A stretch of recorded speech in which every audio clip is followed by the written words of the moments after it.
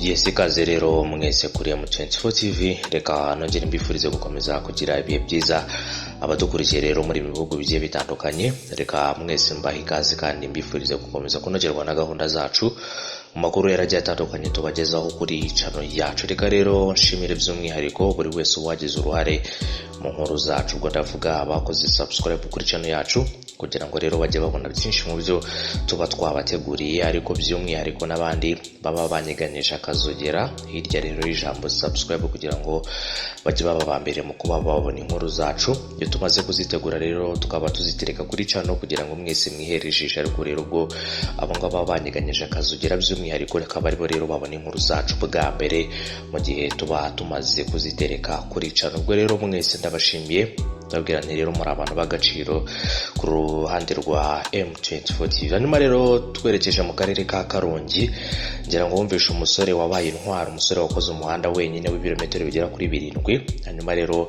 uyu musore wakoze umuhanda wenyine ngo hari abashaka kumugirira nabi. Abashaka kumugira nabi rero hari abantu batifuza iterambere ry'abandi, nk'uko rero tubikesha ikinyamakuru Kigali Today.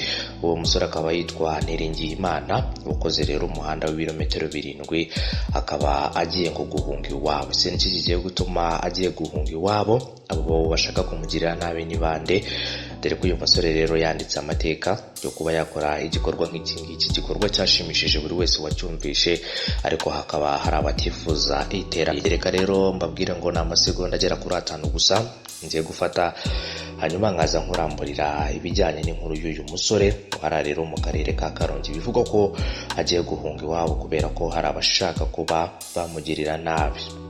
Hari abatifuza iterambere rye rero, abo bose ndetse n'ibyo byose akaba ari byo tugiye kuza turebera hamwe. Ni M24 TV rero, reka mbaye ikaze.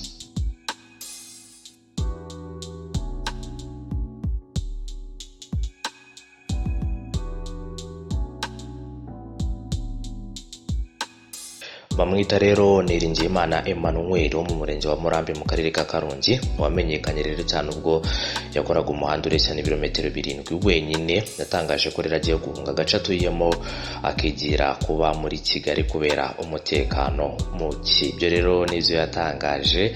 Niringiyimana rero yabwiye Kigali Today ko kuva yatangira kumenyekana cyane abaturage bo mu gace atuyemo batangiye kumwanga, bavuga ko rero yamamaye cyane, ndetse ngo hari n'abavuze ko bazamutera mu nzu araramo bakayimusenyeraho barangiza bakamwica. Ibyo rero nibyagiye bitangazwa. Urumva ko rero hari abantu bagifite ubugome bukabije, hari abantu batifuza rero ko abandi bagera ku iterambere. Avuga ko rero abaturage mu gace atuyemo bamaze cyangwa se bamwanze cyane kubera ko aziranye n'abayobozi. Bakaba bavuga ko rero abarega ku bayobozi mu gihe hari amakosa bakoze. Rero nibyo bigenda bitangazwa, ndetse n'uyu musore yatangaje kubera ko rero yamaze kwigererayo, bishoboka ko yavugana na buri muyobozi uwo ari we wese. Mu kiganiro kigufi uyu musore yagiranye na Kigali Today arimo yitegura kuva iwabo ngo ajye kuba mu mujyi wa Kigali, yahamije ko agiye guhunga agace avukamo akajya kwibera muri Kigali kuko nta mutekano ahafite. Rero hari n'abanzi benshi. Yagize ati rero urebye ntabwo merewe neza rwose, nta mutekano mpafite pe, biraterwa rero nuko abaturage barimo barampiga. Niringiyimana avuga ko rero ubwo aheruka kuva mu birori byo kwita izina, aho yari umwe mu bise amazina abana b'ingagi 25, mu gusubira iwabo rero yajyanye n'umunyamabanga nshingwabikorwa w'umurenge wa Murambi anamugeza iwabo mu rugo. Akomeza avuga ko rero nyuma yo guherekezwa n'umunyamabanga nshingwabikorwa akamugeza iwabo, avuga ko rero bakihagera basanze muri ako gace hari abantu bagiranye amakimbirane, aza kuvamo rero urugomo. Bamubonye rero azanye n'umuyobozi, bakeka ko rero avuye kuwahururiza ngo bafunge. Umva rero ko imyumvire rimwe na rimwe bikiri hasi y'abantu bamwe na bamwe. Rero kumubona rero azanye n'umuyobozi byaketse ko rero avuye kubahururiza kugira ngo bamufunge, nyamara yari yiviriye mu bikorwa byo kwita izina ingagi. Ati rero nageranye na gitifu w'umurenge mu gace, avuga ko rero ari ngiye uvuye kubazanira abayobozi, bamwe barabafashe abandi barabacika, ariko rero bambwira ko bazatera inzu ndaramo bakayisenya bakansangamo bakanyica, ngo ni njyewe rero wabazaniye abayobozi. Ibyo rero nibyo bamubwiye, ndetse nawe yagiye agarukaho mu kiganiro yagiranye n'ikinyamakuru Kigali Today dukesha inkuru, avuga ko rero ashaka no kuva ahangaha akaba yakwigendera kubera ko abo bose nta terambere nta n'ibyiza bamwifuriza. Uyu musore w'imyaka 23 avuga ko yabimenyesheje ubuyobozi bw'umurenge bukamubwira ko buzabakurikirana ndetse bukanakurikirana icyo kibazo. Niringiyimana rero avuga ko abaturage bahatuye bamugirira ishyari, bamuzi ko yamenyekanye cyane. Ati rero abaturage bafite ishyari ngo ndimo ndazamuka cyane. Uyu musore arimo aranatumbagira rero, ntago ari ibintu byoroshye cyane. Uyu musore rero ari mu mavuta muri iyi minsi kubera ko nyuma yo gukora umuhanda rero hari byinshi byagiye bimenyekana ndetse bikanavugwa ko hari ubufasha agiye guhabwa, ariko ibi ngibi rero nibyo cyangwa se nibyakabaye bihabwa buri muntu uwo ari we wese ugira uruhare mu iterambere ry'igihugu. Ntabwo ari ukuvuga ko rero uko yakoze umuhanda, ahubwo ibyo yakoze ni ibintu byari bikenewe kandi ni ibintu buri muntu uwo ari we wese atashobora gutekereza ngo abe yabikora. Nk'uko rero uyu musore avuga ko rero guhera kuri uyu wa gatandatu ku itariki 14 yagiye kuba yibereye mu mujyi wa Kigali, ahazaba acumbitse ku muntu w'inshuti ye uhatuye. Hanyuma rero avuga ko kandi naramuka yijejwe umutekano azahita asubira iwabo agakomeza akikorera ibikorwa bye bisanzwe.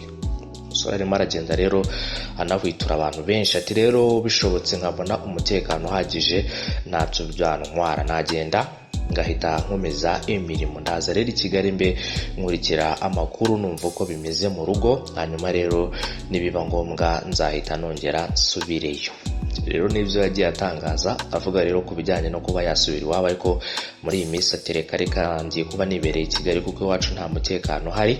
Uyu musore rero ngira ngo urimo uragenda ubona n'amafoto mu muhango wo kwita izina, yaricaranye n'ibyamamare bigiye bitandukanye. Urabona hari inyuma ye hari umugabo ukomeye cyane bita Neyo, akaba ari umucuranzi uva muri Leta Zunze Ubumwe za Amerika, nawe wataramiye i Kigali. Nyuma rero yuko uyu musore amenyekanye kubera gukora umuhanda wenyine, inzego zinyuranye z'ubuyobozi bw'igihugu zaramusuye. Ibi byamuhaye amahirwe rero yo kwitabira ibiganiro ngarukamwaka bihuza Perezida wa Repubulika Paul Kagame n'urubyiruko runyuranye rero rwo mu gihugu n'uruturuka hanze yacyo bizwi nka Meet the President, ndetse rero binamuhesha amahirwe yo kwitabira umuhango wo kwita izina, aho yari umwe mu bise abana b'ingagi 25. Aya mahirwe yose rero yayabonye nyuma yo kumenyekana no kwitabira ibikorwa bihuza abayobozi n'ibindi byamamara. Ashobora kuba rero ariyo yatumye abaturage bamugirira ishyari.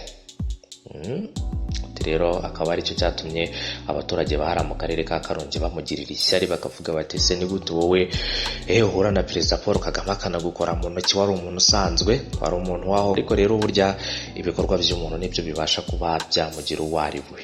Niba wumva ko rero hari ibikorwa uteganya gukora igihe n'iki ngiki, kugira ngo nawe ugerageze ukora ibikorwa byawe hanyuma urebe ko hari icyo bizatanga. Ushobora gukora ibikorwa bigiye bitandukanye, wenda ntibitanga umusaruro ako kanya nk'uko ubitekereza, ariko nyabona burya ibikorwa nibyo byambere. Hanyuma rero hari abantu benshi bagiye bandika ibintu byinshi bigiye bitandukanye nyuma yaho Minisiteri y'Ibikorwa Remezo, ubwo ndavuga ku ruhande rwa Minifra, ifata icyemezo cyo kuzafasha uyu musore. Hari abantu bagiye bandika kuri tweet ya Minifra bagenda bashima iyi minisiteri, bavuga rero ko bakoze ikintu gikwiye cyo kuba bagomba gufasha uyu musore. Hari nk'uwanditse aravuga ati hari abavuga tuzarwubaka mu magambo, hari n'abashyira mu bikorwa, hari n'abarwubaka ari uko agashahara kageze kuri konti. This guy is another thing, inspiration and motivation. Ibyo rero nibyo bagiye bagarukaho. Wamungane w'uyu muntu rero uwo bita Guillaume avuga ikintu cyiza cyane rwose. Aravuga ati hari igihe usanga abantu baririmba ati tuzarwubaka, ariko kurwubaka bikaba ari ikibazo. Hari n'ababivuga rwose ari uko agashahara kageze ku mufuka cyangwa kuri za konti, ariko rero hari n'abandi babikora ntacyo bategereje, nta n'uwababwirije kuba babikora. Urugero rero nk'uyu musore Niringiyimana Emmanuel rwose uhara mu murenge wa Murambi wo mu karere ka Karongi, wafashe iki cyemezo nta n'ubimubwiye, agenda rero yikorera umuhanda ibirometero 7. Ntabwo ari ibirometero bikeya. Sinzi uko bamwe muri mwege mudukurikiye harimo wakora uyu muhanda w'ibirometero 7 rwose akawunoza. Amya neza ko uramutse ubaye ufite izo mbaraga rwose waba uri umuntu w'umugabo cyane, ariko rero uyu nguyu yawukoze ntacyo agendeyeho, nta n'ubimusabye, afata icyemezo cyo kuba yakora umuhanda kandi akaba ari bimwe mu byamugiriye akamaro. Ndetse uyu muhanda ukazakoreshwa n'abandi baturage bagenzi be, usibye nawe ushobora kuba yawukoresha, hari n'abandi rero bazawukoresha, ndetse akaba ari n'umuhanda uzagirira akamaro igihugu muri rusange. Uyu rero n'umwe mu bari guha umusada Minisiteri y'Ibikorwa Remezo kuba rero yarakoze umuhanda nk'uyu nguyu. Iki ni ikintu cyiza cyane ku ruhande rw'uyu musore, njye navuga ni courage kabisa, kandi umutekano ukwizeze abo ngabo bashaka kukugirira nabi rwose ntibazagire aho bagukura namba. Komeza wikorera ibikorwa byawe, niba ufite n'izindi gahunda zo kubaka indi mihanda no kuyikora rwose komeza ujye imbere, ukomeze ukore.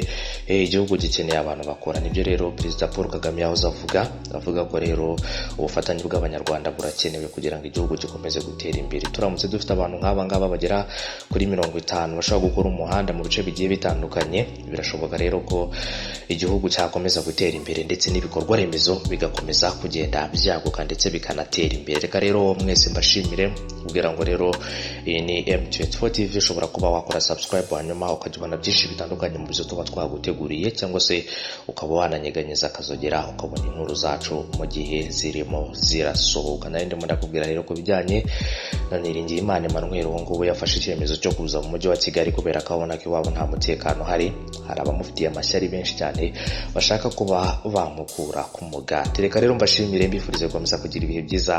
Inkuru zacu nakagaruka.